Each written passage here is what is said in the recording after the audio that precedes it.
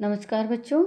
हम लोग अलंकार प्रकरण को क्रमशः पढ़ रहे हैं और शब्दालंकार हमने देखे हैं और अर्थालंकारों के क्रम में हमने उपमा अलंकार देखा, उसके पश्चात मालोपमा अलंकार देखा, मालोपमा अलंकार के साथ ही हमने व्यतिरेक अलंकार देखा और आज हम देख रहे हैं उत्प्रेक्षा अलंकार।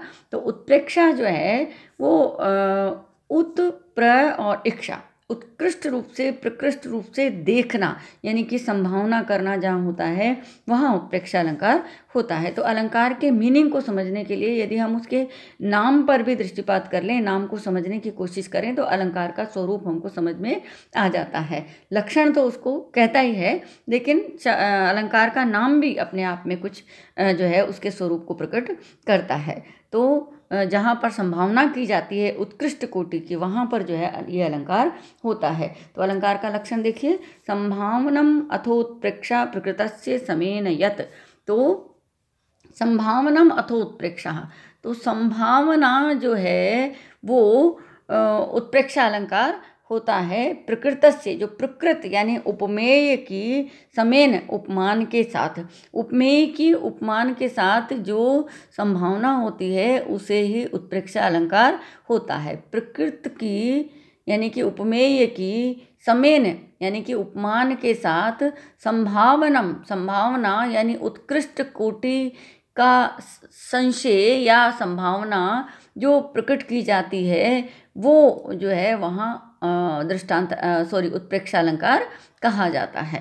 तो जहाँ उपमेय के उपमान के साथ संभावना की जाती है वहाँ पर उत्प्रेक्षा अलंकार होता है। तो उत्कृष्ट कोटि का संदेह मूलक जो है वो संभावना है, मानो ऐसा है तो ऐसा नहीं है, लेकिन मानो ऐसा है। इस तरह उपमान के साथ तादात्म्य होने पर जो संदेह होता है, इतना ज़्यादा तादात्म्य होता है कि हमको डाउट होता है कि ये है या ये है। यानी कि यदि हम नायिका के मुख को देखें तो इस तरीके से वर्णन करें कि नायिका का मुख है या चंद्रमा है। इसका मतलब ये है कि दो चीज़ें यहाँ पर है कि उपमेय उपमान का बिल्कुल बिल्कुल बहुत ज़्यादा समान है कि उसमें और उसमें कोई अंतर ही हम नहीं कर पाते, और तब हमको लगता है कि कहीं ऐसा तो नहीं है कि ये है।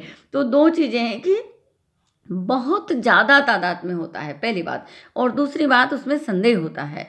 तो संदेह अलंकार नहीं है यहाँ पर, लेकिन संदेह होता है, उसकी वजह से संभावना की जाती है कि ये मानो ये है तो ये है, लेकिन ये मानो ये है। यानी कि नायिका का मुख इतना ज़्यादा कमल के समान कोमल और सुंदर है कि मुख मानो कमल ही है ऐसा, तो उनका अंतर मिट जाता है। तो इस प्रकार से उत्कृष्ट कोटि की जहाँ संभावना की जाती है कि उपमेय मानो उपमान ही है, तो वहाँ पर उत्प्रेक्षा अलंकार होता है।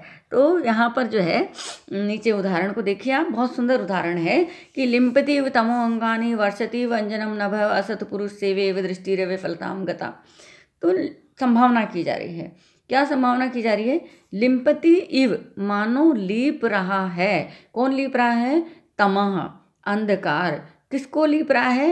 अंगानी, अंगों को लीप रहा है, मानो अंधकार अंगों को लीप रहा है। और वर्षति इव अंजनम नभ, और इव मानो नभ आकाश अंजनम काजल की वर्षति वर्षा कर रहा है, मानो आकाश काजल की वर्षा कर रहा है। और असत पुरुष सेवा इव, असत पुरुष की सेवा की तरह, असज्जन पुरुष की सेवा की तरह, यानी कि दुर्जन पुरुष की सेवा की तरह दृष्टिर विफलताम गता, दृष्टि विफलता को प्राप्त हो गई है, यानी कि दृष्टि बेकार हो गई है, आंखें बेकार हो गई है। नीचे जो है वो उपमा है और ऊपर जो है वो उत्प्रेक्षा है। तो दुर्जन पुरुष की सेवा की तरह आंखें जो है वो बेकार हो गई है। जैसे दुर्जन पुरुष की सेवा की जाए तो उसका कोई फल नहीं मिलता, ऐसे ही अंधेरे में अगर आंखें हो तो उन आंखों का कोई फल नहीं मिलता। आंखों का फल क्या है? दिखाई देना। तो आंखें होते हुए भी यदि दिखाई नहीं दे, इसका मतलब आंखों का कोई मतलब नहीं है, आंखें होने का कोई फायदा नहीं है। तो इस तरीके से स्थिति हो रही है। रात्रि के अंधकार का वर्णन यहाँ पर किया जा रहा है। तो रात्रि के इतना ज़्यादा अंधकार है कि ऐसा लग रहा है कि मानो अंधकार अंगों को लीप रहा है, क्योंकि अंधकार, अगर हम अंधेरे में देखेंगे तो कोई व्यक्ति अगर खड़ा है तो हमको सारे रंग कुछ नहीं दिखाई देगा, केवल काला दिखाई देगा, कोई आकृति दिखाई देगी। तो मानो ऐसा उसके ऊपर काला लीप दिया गया, ऐसा हमको लगता है। तो कवि संभावना कर रहे हैं कि मानो अंधकार क्या कर रहा है, लीप रहा है अंगों को। अंधकार अंगों को लीप नहीं रहा है, अंधकार के कारण अंग काले ही दिखाई दे रहे हैं, लेकिन कवि जो है संभावना कर रहा है कि अंधकार इतना ज़्यादा है कि मानो वो अंगों को लीप रहा है। ऐसा लग रहा है मानो आकाश काजल की वर्षा कर रहा है, क्योंकि वहाँ पर काजल जैसा अंधकार है और कुछ दिखाई नहीं दे रहा है। तो यहाँ पर जो है वो संभावना कर रहे हैं और ये कह रहे हैं कि मानो अंधकार अंगों को लीप रहा है, मानो आकाश जो है वो काजल की वर्षा कर रहा है और दुर्जन पुरुष की सेवा की तरह दृष्टि जो है वो बेकार हो गई है। तो अंधकार मानो अंगों को लीप रहा है, आकाश मानो काजल की वर्षा कर रहा है और दुर्जन पुरुष की सेवा की तरह जो दृष्टि है, आँखों की जो क्षमता है देखने की, वो जो है वो विफलता को प्राप्त हो रही है, यानी कि वो बेकार हो रही है। तो अंधकार का फैलना ये उपमेय है। अंधकार किस तरीके से फैल रहा है ये उपमेय है, और जो है उसकी तुलना जो है वो लीपने से की जा रही है या काजल की वर्षा करने से की जा रही है। तो ये इसका उपमेय है, उसमें संभावना की जा रही है। वो लीप नहीं रहा है, वो वर्षा नहीं हो रही है, लेकिन अंधकार ऐसे फैल रहा है मानो वो लीप रहा है शरीर को, मानो आकाश जो है वो काजल की वर्षा कर रहा है। तो यहाँ पर जो है वो उत्कृष्ट कोटि की संभावना है, और ये संभावना संशय के कारण है। तो ये संशय इसलिए है क्योंकि ये बहुत ज़्यादा एक जैसा है, उन दोनों में अंतर नहीं कर पा रहे हैं, बहुत ही सूक्ष्म अंतर है, तादाद में ही हो गया है उनका ऐसा। तो उसमें संभावना करता है कवि कि मानो जो ऐसा हो रहा है। तो यहाँ जो है बहुत सुंदर उदाहरण दे करके ये अंधकार के फैलने की का वर्णन किया जा रहा है। तो अंधकार का फैलना उपमेय है और उसकी तुलना काजल की वर्षा से और अंगों को अंधकार से लीपने से जो है उसकी तुलना की जा रही है। इस तरीके से यहाँ उत्प्रेक्षा अलंकार है। तो जहाँ प्रकृतस्य समेन व्यत संभावनम, उपमेय की उपमान के साथ, प्रकृति यानी उपमेय, सम यानी उपमान, सम मतलब जो उसके जैसा है, कौन, जिससे भी तुलना कर रहे हैं। तो प्रकृतस्य समेन यत, उपमेय की उपमान के साथ, संभावनम जो संभावना है, जो संशय है, जो कल्पना है, वो उत्प्रेक्षा अलंकार होता है। तो जहाँ उपमेय की उपमान के साथ उत्कृष्ट कोटि की संभावना की जा रही है, वहाँ पर उत्प्रेक्षा अलंकार होता है। और उदाहरण में कह रहे हैं कि अंधकार इतना गहरा है कि मानो वो अंगों को लीप रहा है, मानो आकाश काजल की वर्षा कर रहा है, और ऐसा अंधकार है कि दृष्टि बेकार हो रही है। कैसे बेकार हो रही है? जैसे दुर्जन पुरुष की सेवा बेकार हो जाती है। यदि दुर्जन की सेवा करो तो उसका कोई फल हमको प्राप्त नहीं होता। दुष्ट पुरुष की सेवा करने से बदले में आपको कुछ मिलने वाला नहीं है, तो बुरा ही फल मिल सकता है, अच्छा फल कभी नहीं मिलेगा। तो अंधकार में दृष्टि के पास देखने की शक्ति है, लेकिन वो आपको दिखाई नहीं देगा, क्योंकि अंधकार आपकी दृष्टि को बेकार कर देगा। तो इस तरीके से यहाँ पर जो है उत्प्रेक्षा अलंकार है। और अगला जो अलंकार है वो रूपक अलंकार है। और रूपक अलंकार कह रहा है तद रूपकम अभेदो य उपमानो उपमेय हो। तत् रूपकम, वह रूपक होता है, यह जो अभेद होता है, किसमें? उपमान उपमेयो, उपमान तथा उपमेय में, सप्तमी का द्विवचन है, उपमान तथा उपमेय में यह अभेद, जो अभेद होता है, यानी कि भेद ही नहीं होता। उपमेय और उपमान अलग अलग होते हैं, यानी मुख होता है, चंद्रमा होता है, लेकिन यहाँ मुख और चंद्रमा एक ही हो जाते हैं, यानी कि उनका रूप एक जैसा होता है, तो अभेद हो जाता है, तब वहाँ रूपक अलंकार होता है। यानी कि जब हम ये कहते हैं कि मुख चंद्रमा ही है, मुख रूपी चंद्रमा, तो यहाँ पर रूपी शब्द का प्रयोग वहाँ पर होता है। तो तद रूपकम अभेदो यह उपमानो उपमेयो, उपमान और उपमेय में जो अभेद है उसको ही रूपक अलंकार कहा जाता है। उपमान और उपमेय का जो अभेद है वही रूपक अलंकार कहलाता है। तो अत्यधिक समानता के कारण जो उपमान और उपमेय जो है उसमें अभेद का आरोप हो जाता है, वहाँ पर रूपक अलंकार होता है। तो रूप का आरोप जो है हो जाता है, यानी कि उपमान के रूप का उपमेय के रूप पर आरोप हो जाता है, तब वो रूपक अलंकार होता है। और उदाहरण देखिए आप, पर्याप्त पुष्प स्तबक स्तनाभ्य स्फुरत प्रवालोष्ठ मनोहराभ्य लता वधुभ्य तर्वो अपि अवापूर विनम्र शाखा भुजबंधनानि। तो पर्याप्त पुष्प स्तबक स्तनाभ्य, तो यहाँ ये कह रहे हैं कि पर्याप्त, पर्याप्त मतलब बहुत अधिक मात्रा में, पुष्प फूलों के स्तबक गुच्छे रूपी स्तनाभ्य स्तनों से स्फुरत खिले हुए प्रवाल ओष्ठ प्रवाल रूपी होठों से मनोहराभ्य सुंदर लगने वाली लता वधुभ्य लता रूपी वधुओं से अवापु प्राप्त किया। विनम्र शाखा भुज बंधनानी, विनम्र यानी झुकी हुई शाखा भुज शाखा रूपी भुजाओं के द्वारा बंधनानी बंधन को यानी आलिंगन को अवापु प्राप्त किया। किसने? तरवह वृक्षों ने।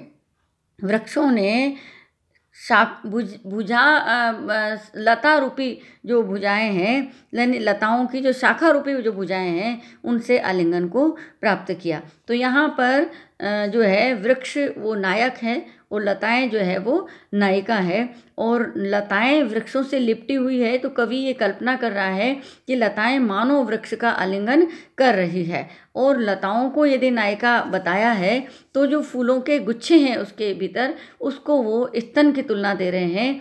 और जो उसके प्रवाल हैं जो लाल हैं, कोमल और आकार में भी होठों जैसे हैं, तो प्रवाल जो है वो उनको होठों से तुलना की गई है। और लताओं को वधु बताया गया है और वृक्ष को नायक बताया गया है, शाखाओं को भुजाएं बताया गया है। ये यहाँ पर जिसे कहें पुष्पों के गुच्छ में और स्तन में, खिले हुए प्रवाल में और ओष्ठ में, और जो है शाखाओं में और भुजाओं में कोई भेद नहीं है, यानी वही वही है, वही वो है। यानी कि पुष्पों के गुच्छे ही स्तन है, प्रवाल ही ओष्ठ है, लताएं ही वधुएं हैं, शाखाएं ही भुजाएं हैं, वृक्ष ही नायक है। तो यहाँ पर देखिए कि पर्याप्त पुष्प स्तबक स्तनाभ्य, बहुत अधिक फूलों के गुच्छे रूपी स्तनों से स्फुरत प्रवाल ओष्ठ मनोहराभ्य, खिले हुए प्रवाल रूपी ओष्ठों से सुंदर लगने वाली लता वधुभ्य लता रूपी वधुओं से तरवह अपि वृक्षों ने भी अवापु प्राप्त किया। विनम्र शाखा भुज बंधनानी, झुकी हुई शाखा रूपी भुजाओं के बंधन को, शाखा रूपी भुजाओं के आलिंगन को। तो तरवह वृक्षों ने पर्याप्त पुष्प स्तबक स्तनाभ्य स्फुरत प्रवाल ओष्ठ मनोहराभ्य लता वधुभ्य विनम्र शाखा भुज बंधनानि अवापु। तो वृक्षों ने फूलों के गुच्छे रूपी स्तनों वाली, खिलते हुए प्रवाल रूपी होठों वाली लता रूपी वधुओं से शाखा रूपी भुजाओं के आलिंगन को वृक्षों ने अवापु प्राप्त किया।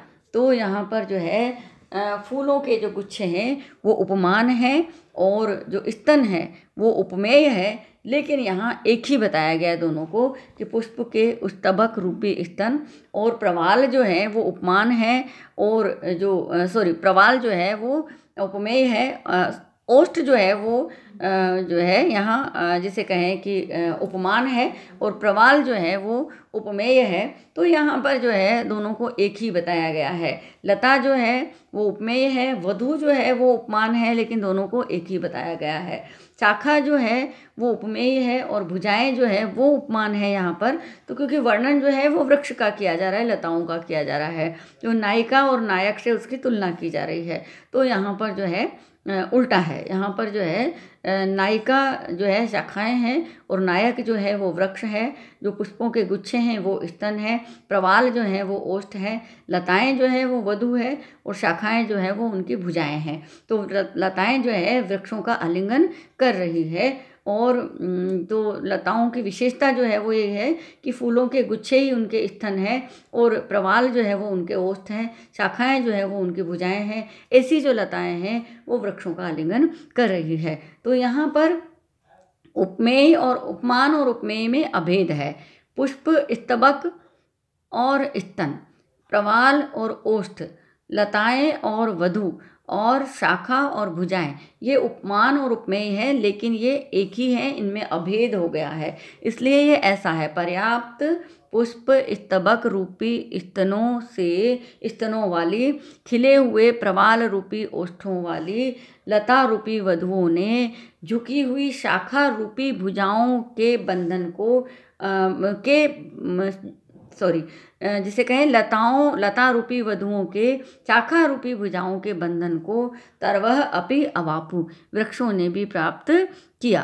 तो पर्याप्त पुष्पों के गुच्छ रूपी स्तनों वाली, खिले हुए प्रवाल रूपी ओष्ठों से सुंदर लगने वाली लता रूपी वधुओं से वृक्षों ने झुकी हुई शाखा रूपी भुजाओं के आलिंगन को अवापु प्राप्त किया। तो यहाँ पर उपमान और उपमेय दोनों के बीच में अभेद है, इसलिए यहाँ रूपक अलंकार है। जहाँ कहीं भी उपमान और उपमेय में अभेद हो जाता है यानी वो वही हो जाता है। यानी अगर हम कहें मुख रूपी चंद्रमा, नेत्र रूपी कमल, प्रवाल रूपी ओष्ठ, तो इस तरीके से अगर हम कहेंगे तो वहाँ पर रूपक अलंकार होता है। तो जैसे उत्प्रेक्षा में मानो हम कहते हैं, उपमा में जैसा हम कहते हैं, रूपक में रूपी हम कहते हैं कि प्रवाल रूपी ओष्ठ, स्तबक रूपी वृक्ष, लता रूपी वधुएं, शाखा रूपी भुजाएं।